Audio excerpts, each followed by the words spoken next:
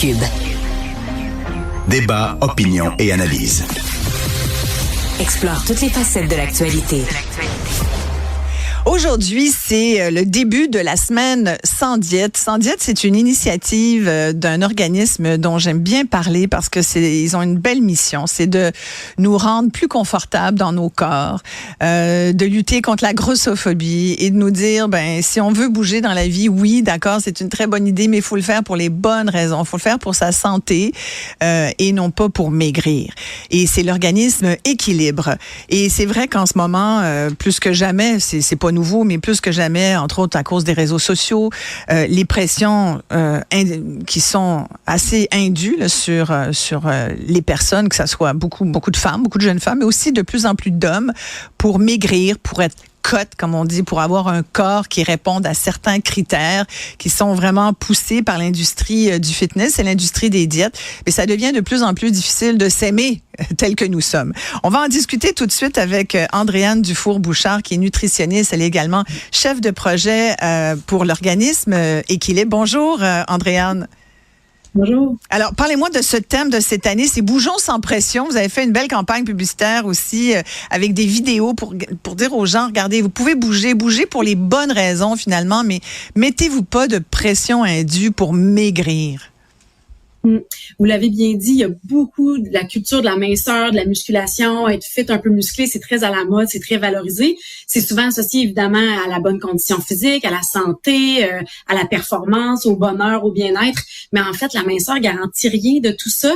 Et à l'inverse, il y a beaucoup de gens justement, selon un sondage, là, l'enquête québécoise sur l'activité physique et le sport, il y a 78% des 18 ans et plus qui disaient que améliorer son apparence, c'était une des principales raisons de pratiquer une activité physique. Donc, on sait l'énorme... Oui, c'est beaucoup quand même. C'est près de 80% des gens, vous dites, de plus de 18 ans, c'est ça? Oui, exactement. Donc, on connaît à quel point l'activité physique, ça a des bienfaits multiples sur la santé physique, la santé mentale. Et le problème, c'est que si c'est juste le poids qui est notre seule et unique motivation, c'est pas toujours aussi facile de maigrir qu'on pense. Même par l'activité physique, il y a plusieurs facteurs qui influencent le poids, certains sur lesquels on a du contrôle, certains non.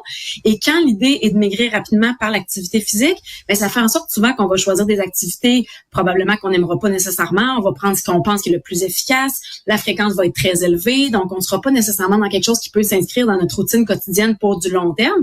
Donc, éventuellement, considérant que le corps est pas aussi malléable que ce qu'on peut croire, mais on risque d'abandonner les activités physiques. On risque de se blâmer aussi, penser que c'est un peu de notre faute parce qu'on a manqué de volonté, un peu comme les diètes. Et finalement, on risque de perdre tous les bénéfices qui auraient été là pour notre santé, autant physique que mentale. Voilà. Puis vous parlez des adultes, des 18+, là, 80% presque qui souhaitent bouger, donc et faire de l'exercice pour maigrir. Mais il y a aussi les jeunes. Puis vous avez également un chiffre, plus de 40% des jeunes de 14 ans et plus qui disent qu'ils sont très influencés par tout ce qu'ils entendent, tout ce qu'ils voient, entre autres sur les réseaux sociaux, mais poussés beaucoup par cette industrie de l'amaigrissement et du sport extrême, là, c'est-à-dire du fitness. Là. Qu'est-ce qu'on peut dire aux jeunes pour éviter qu'ils tombent dans ce piège-là? Un peu comme la culture des diètes, le volet plus alimentaire, on en a parlé peut-être un peu plus, des stratégies de l'industrie, de les démasquer, d'essayer de se fier un peu plus à notre ressenti ou à nos goûts. Je pense que là, c'est le temps de parler du volet justement de la culture du fitness qui découle aussi de cette même culture des diètes-là. Donc, d'essayer de se rendre compte que ce qu'on voit, par exemple, sur les réseaux sociaux, les modèles parfaits, très découpés, très sculptés, c'est pas nécessairement un standard qui est atteignable pour une grande majorité de gens. C'est probablement aussi souvent des personnes dont c'est le travail, qui sont accompagnées par une équipe multi de coach, etc. Donc, ils ont beaucoup de temps et d'énergie à mettre là-dedans. Mais est-ce que vraiment, nous, on a autant d'énergie ou de temps à mettre là-dedans? Probablement pas. Donc, on peut pas attendre des résultats proportionnels. Et aussi, il faut essayer de se détacher tranquillement de cette espèce de standard-là qui est pas réaliste pour finalement aller plus vers des motivations axées sur le plaisir, le bien-être, la découverte, la gestion de notre stress. Il y a plein de bénéfices à bouger. Et aussi, ces standards-là, souvent, ça fait en sorte qu'on a une espèce de piédestal de modèle. On pense qu'on doit avoir un certain corps athlétique pour bouger, alors que c'est accessible pour tout le monde. Dans le fond, bouger, ça prend un corps. Tout le monde a un corps. Après ça, tout le monde part pas de la même place. Mais d'essayer de voir, moi, qu'est-ce que j'aime? Est-ce que j'aime ça être dehors, en groupe, avec des amis, écouter de la musique? Est-ce que je suis très débutant ou débutante dans ce que je commence? Donc, de se laisser le temps aussi de développer des compétences. On parle beaucoup de l'importance d'avoir du plaisir à bouger, mais ça vient pas nécessairement du jour au lendemain pour des gens qui partent d'être très, très sédentaires. Donc, d'y aller graduellement avec des objectifs qui sont réalistes aussi, et d'essayer d'avoir des objectifs pas trop éloignés, comme d'atteindre un certain niveau de corps ou de faire tel niveau d'activité physique, mais plus de dire, hey, à court terme, là, j'ai réussi à marcher tant de fois cette semaine, je me sens moins essoufflée, je me sens plus concentrée. Donc ça, c'est tous des éléments qui vont augmenter graduellement la motivation aussi, au-delà du poids ou de l'apparence. Parce que, puis le nom de votre organisme, Équilibre, le dit bien, il faut réussir à atteindre un certain équilibre. C'est pas toujours évident, puis dans tous les bons conseils que vous venez de nous donner, Andréane, il y a vraiment cette difficulté quand même de passer outre toutes les pressions qui nous submergent, là. Puis je reviens aux réseaux sociaux, puis pas plus tard que cette semaine, il y avait le gala du Met, il y avait plein de stars qui étaient habillées de façon magnifique, et puis on a vu Kim Kardashian qui est rentrée dans une espèce de corset où ça a même généré des commentaires de la part de certaines personnes disant, bon Dieu, est-ce qu'elle respire? Parce que c'est tellement une taille si fine que on se demande comment c'est possible.